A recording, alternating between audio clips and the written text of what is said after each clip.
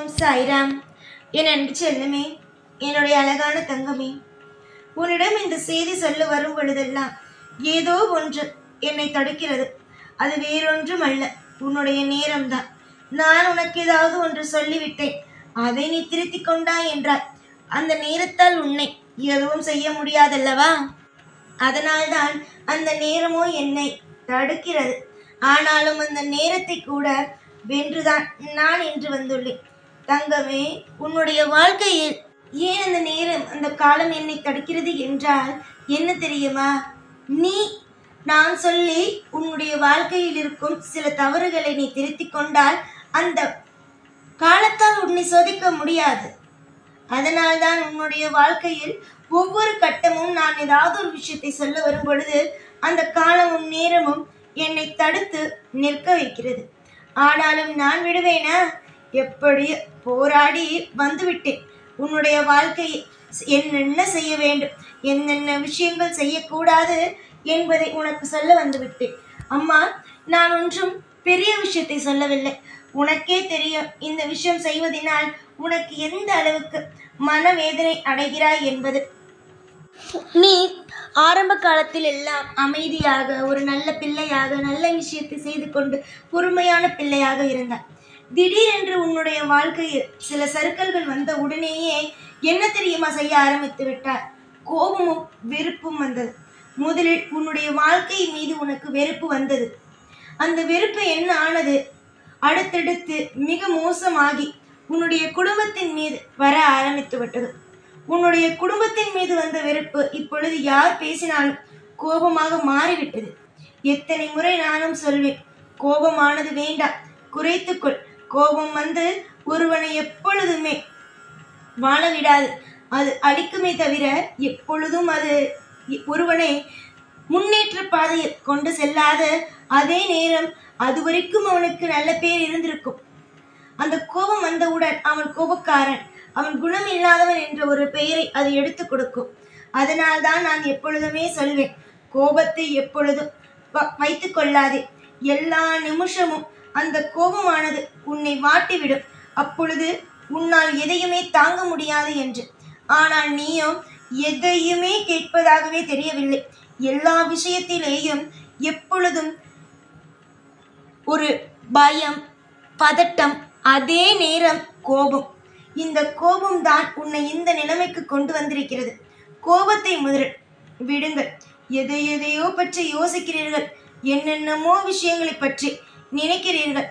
ஏன் இந்த கோபத்தை விட வேண்டும் என்று நீங்கள் நினைக்கவே இல்லை. முதலில் அதை சொல்லுங்கள். முதலில் இந்த அப்பா சொல்வதற்கு உனக்கு 1000 கவலைகள் இருக்கும். எல்லாம் உனக்கு தவறாக நடப்பது போல இருக்கும்.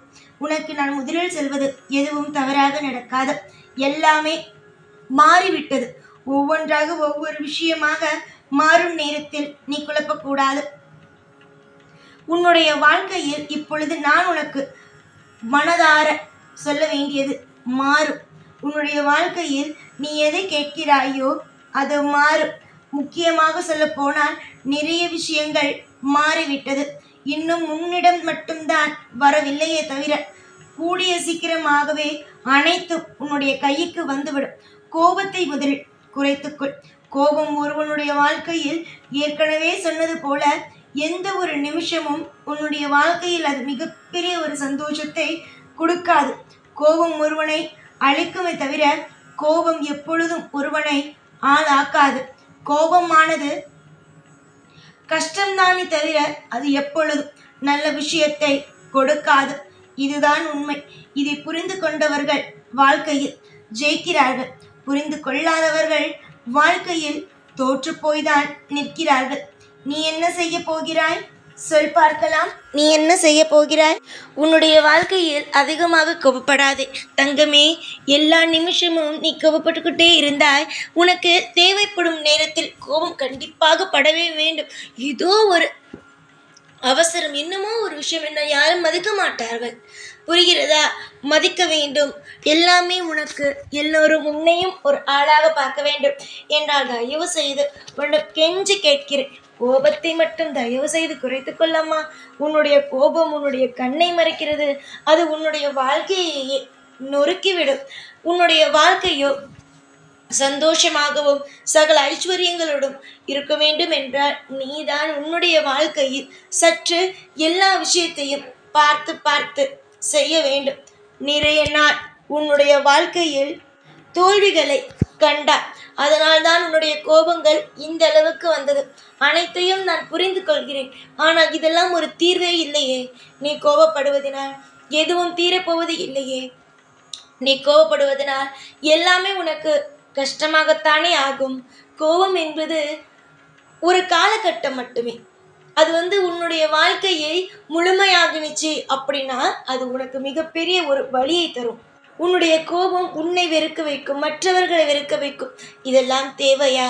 உன்னுடைய வாழ்க்கையை என்னிடம் கொடுத்த பிறகு உன்னுடைய வாழ்க்கையில் எதையும் பற்றி யோசிக்க கூடாது. முதலில் என்னென்ன வேணும் என்பதையே என்னிடம் நீ சொல்லிவிட்டாய்.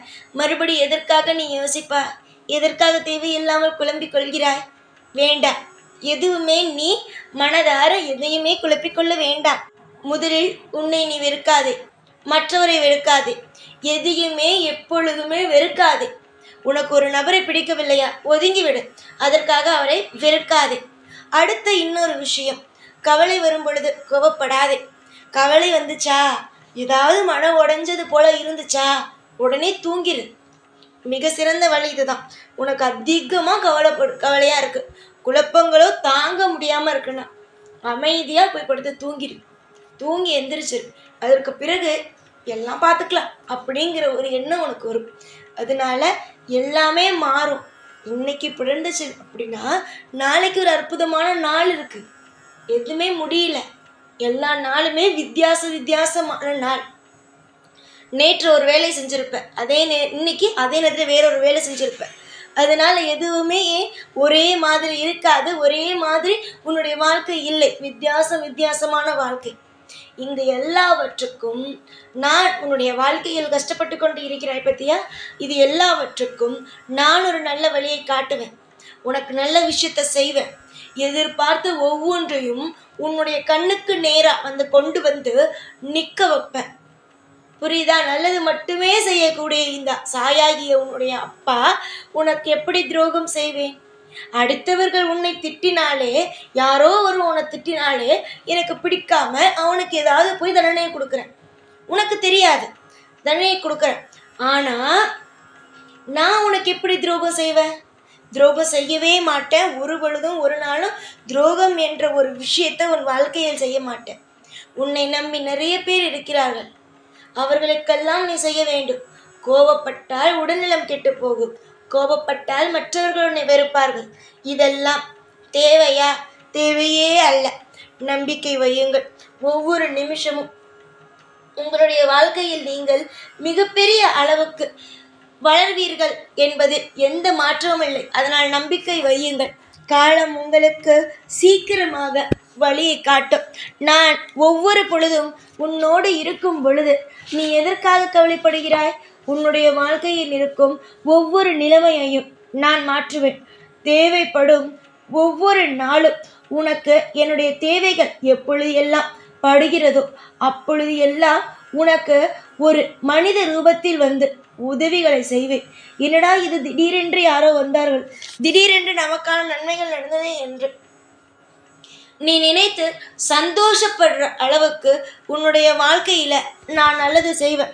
எனக்காக எதையுமே நீ செய்ய வேண்டாம். பூஜை எதுவுமே செய்ய வேண்டாம். கோபத்தை மட்டும் குறைச்சிக்கோ. குழப்பத்தை விடு. கோபத்தை குறைச்சிட்டு வாழ்க்கையில நிம்மதியா இருக்கிற வழியை பாரு. நீ நிம்மதியா இருந்த அப்படின்னா நிச்சயமா நானும் நிம்மதியா இருப்பேன். நீ நிம்மதியா இருந்தனா நல்ல விஷயங்கள் உனக்கு தோன்றும். நீ நிம்மதியா இருந்தா உன் குடும்பத்தில் இருப்பவர்கள் சந்தோஷமாக இருப்பார்கள். நீதான் எல்லாவற்றுக்கும் காரணம். நீதான் சந்தோஷம், நீதான் அனைத்து. புரிகிறதா? நம்பிக்கையோடு இருங்கள். சதா சர்வ காலமும் உங்களுக்கு தேவைப்படும் ஒவ்வொன்றையும் உங்களுக்காக கொடுத்து உங்களுக்கு தேவையான அனைத்து விதமான இன்பங்கள், அனைத்து விதமான சந்தோஷங்களையும் உங்களுக்கு கொடுத்து ஒவ்வொரு நாளும் உங்களை வாழ்க்கையை ஏற்றி ஒரு கம்பீரமாக நிற்க வைப்பேன். கவலை வேண்டாம். எப்பொழுதும் எல்லா நாளும் உங்கள் கூடவே இருந்து உங்களை வாழ வைப்பேன். இந்த சாய்நாத். ஓம் சாய்ராம்.